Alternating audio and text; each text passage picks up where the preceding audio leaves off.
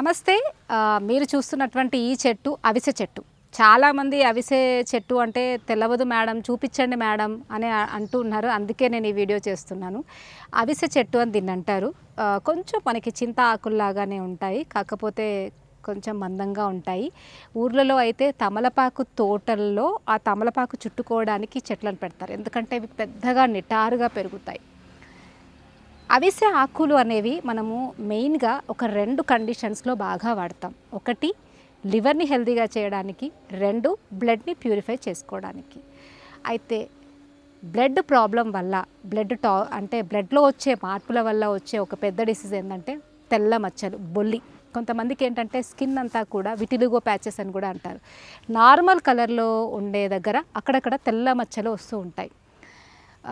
Vitiligo patches అనేవి స్లోగా పెరిగి టోటల్ బాడీలో కూడా మనకి అదంతా స్ప్రెడ్ అయిపోయి ఆక్వర్డ్గా కనిపిస్తూ ఉంటుంది. సో దానివల్ల మనకి పెద్ద నష్టం ఏం లేదు, కానీ చూడడానికి ఆ ప్యాచెస్ అంతా కూడా ఇబ్బందికరంగా ఉంటాయి. సో ఈ ప్యాచెస్ వచ్చిన వాళ్ళకి సింపుల్ రెమెడీ ఏంటంటే, నేను ఇది చాలామంది పేషెంట్స్లో కూడా ఇచ్చాను.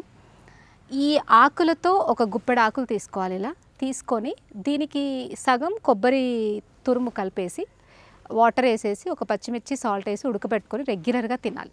ఇలా మీరు 3 months 90 days రెగ్యులర్గా తిన్నట్టయితే మీ బ్లడ్ ప్యూరిఫై అవడమే కాకుండా ఈ తెల్ల మచ్చల్ని, విటిలిగో ప్యాచెస్ని శాశ్వతంగా తగ్గించుకోవచ్చు.